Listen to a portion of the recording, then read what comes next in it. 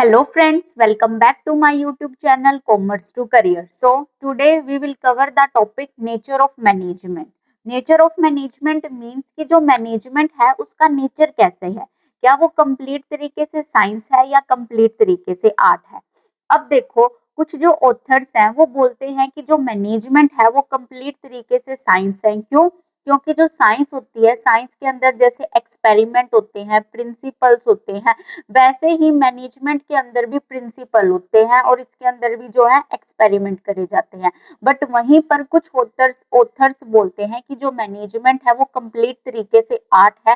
क्योंकि जैसे आर्ट के अंदर प्रैक्टिकल जो आर्ट के अंदर प्रैक्टिकल नॉलेज अप्लाई की जाती है, जैसे जो तुमने थ्योरी पढ़ी है उसको प्रैक्टिकल लाइफ के अंदर अप्लाई किया जाता है।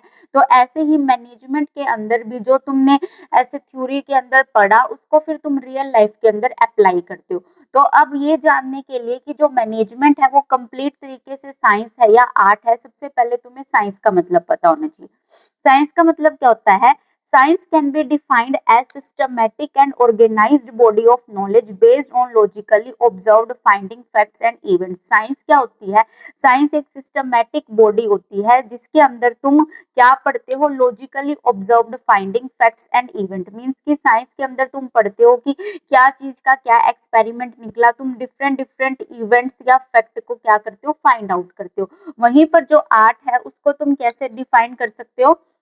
Art can be defined as systematic body of knowledge which requires skill, creativity and practice to get perfection. Means कि जो आर्ट है उसके अंदर जो तुमने थ्योरी के अंदर नॉलेज गेन करी है उसको जब तुम अपनी रियल लाइफ के अंदर अप्लाई करते हो, उसकी बार बार प्रैक्टिस करते हो, तो तुम एक चीज के अंदर क्या हो जाते हो? मास्टर हो जाते हो। तो उसको क्या बोलते हैं? आर्ट बोलते हैं।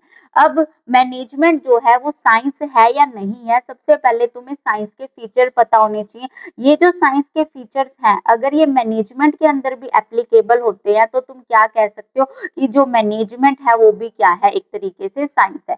सबसे पहले फर्स्ट फीचर है साइंस का systematic body of knowledge. Systematic body of knowledge का मतलब होता है कि जब तुम साइंस पढ़ते हो तो इसके अंदर एक प्री डिटरमाइंड मटेरियल होता है, प्री डिटरमाइंड एक स्टडी मटेरियल होता है, इसके अंदर प्रिंसिपल्स होते हैं, एक्सपेरिमेंट होते हैं, तुम बार बार चीजों का टेस्ट करते हो। सिमिलरली मैनेजमेंट के अंदर भी तुम प्रिंसिपल्स को पढ़ते हो, मैनेजमेंट के अंदर भी तुम एक्सपेरिमेंट करते हो। तो जो हमने फर्स्ट फीचर किया कि सिस्टमैटिक बॉडी ऑफ नॉलेज, तो ये जो साइंस का फीचर है ये किसके अंदर प्रेजेंट है? ये मैनेजमेंट के अंदर प्रेजेंट है।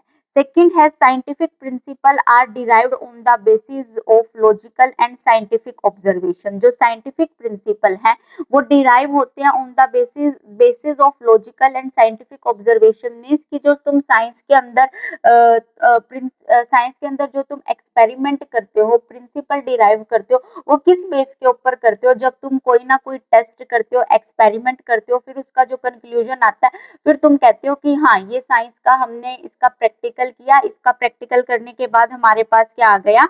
ये वाला इसका आंसर आ गया। बट वहीं पर जो मैनेजमेंट है उसके अंदर प्रॉपर तरीके से तुम चीजों को ऐसे, जैसे साइंस के अंदर तो तुम्हारे पास रूल्स रेगुलेशन होते हैं, एक्सपेरिमेंट करते हो, केमिकल्स के साथ तुम खेलते हो, बट मैनेजमेंट के अंदर तुम ह्यूमंस और नॉन ह्यूमन चीजों के साथ डील कर सकते हो। नॉन ह्यूमन चीजों के साथ तो तुम एक्सपेरिमेंट कर सकते हो बट ह्यूमंस के साथ एक्सपेरिमेंट करना बहुत बहुत टफ है। क्यों? क्योंकि हर ह्यूमन का नेचर जो होता है वो अलग होता है और हर इंसान के ऊपर अगर तुम सेम तरीके से एक्सपेरिमेंट करोगे तो उसका जो रिजल्ट होगा वो क्या होगा? बिल्कुल गलत होगा।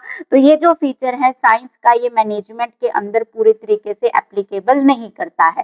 थर्ड प्रिंसिपल है, थर्ड फीचर है साइंस का principle are based on repeated experiment. जो प्रिंसिपल्स हैं साइंस के अंदर जो तुम एक्सपेरिमेंट करते हो वो तुम बार बार करते हो। जैसे कि तुमने एक प्रिंसिपल एक एक्सपेरिमेंट तुमने एक कंडीशन के अंदर कर लिया, दूसरा वही सेम एक्सपेरिमेंट तुम किसी और कंडीशन के अंदर अप्लाई करके देखते हो कि जो रिजल्ट है वो सेम आ रहा है या नहीं आ रहा। से सिमिलरली यही वाली जो चीज होती है यही मैनेजमेंट के अंदर भी होती है। जो मैनेजमेंट के अंदर रूल्स एंड रेगुलेशन बनाए जाते हैं, जो मैनेजमेंट के अंदर प्रिंसिपल बनाए जाते हैं, वो ऑर्गेनाइजेशन टू ऑर्गेनाइजेशन के अंदर लगा लगा कर देखे जाते हैं कि अच्छा ये स्मॉल स्केल इंडस्ट्री के अंदर इसका ये रिजल्ट आया, तो अब हम मीडियम स्केल इंडस्ट्री के अंदर अगर इन्हीं प्रिंसिपल को फॉलो करेंगे तब इनका क्या रिजल्ट आएगा, या फिर जो लार्ज स्केल के ऊपर इंडस्ट्री काम कर रही है फिर इनका क्या रिजल्ट आएगा। मीन्स कि जैसे साइंस के अंदर तुम एक एक्सपेरिमेंट को बार बार अलग अलग डिफरेंट वर्किंग इन्वायरमेंट के अंदर करते हो, सिमिलरली मैनेजमेंट के जो प्रिंसिपल होते हैं उनको भी तुम अलग अलग ऑर्गेनाइजेशन के अंदर अलग अलग कंपनीज के अंदर ट्राई करके देखते हो कि जो रिजल्ट है वो सेम आ रहा है या नहीं आ रहा। तो यहाँ से तुम बोल सकते हो ये जो थर्ड फीचर है साइंस का, ये मैनेजमेंट का भी फीचर है।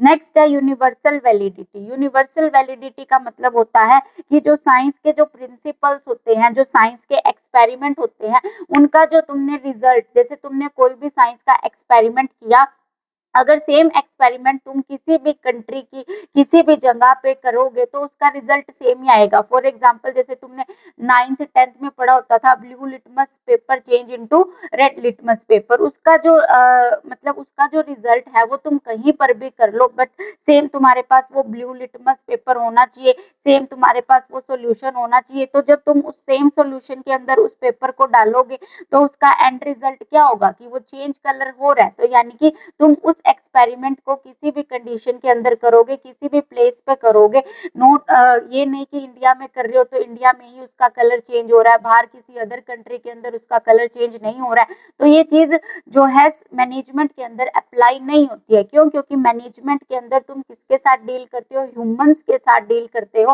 ह्यूमन रिसोर्सेज के साथ डील करते हो। और जो ह्यूमन है वो एक जो ह्यूमंस है उनका जो नेचर होता है वो अलग अलग होता है। तो जो चीज तुमने एक ह्यूमन के लिए अप्लाई करी जरूरी नहीं होगी कि वो ही सेम रिजल्ट जब तुम दूसरे ह्यूमन के साथ अप्लाई करोगे तो वो सेम तरीके से रिएक्ट करेगा या सेम रिजल्ट देगा। तो यहाँ से हम कह सकते हैं कि ये जो साइंस का फीचर है ये मैनेजमेंट के अंदर टोटली पूरे तरीके से क्या नहीं होता, अप्लाई नहीं होता।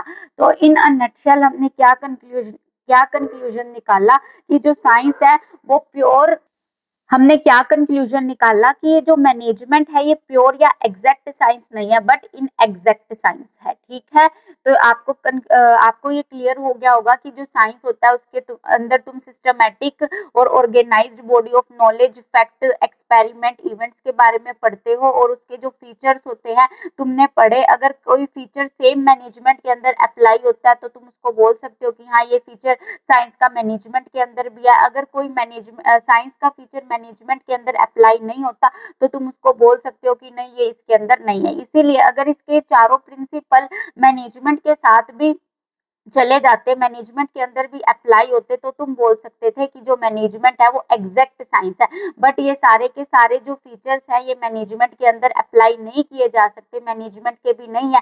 इसीलिए तुमने कंक्लूजन निकाला कि जो मैनेजमेंट है वो प्योर साइंस नहीं है बट इन एग्जैक्ट साइंस है। आई होप आप सबको ये क्लियर हुआ होगा कि management as a science. Thank you and do not forget to subscribe my channel.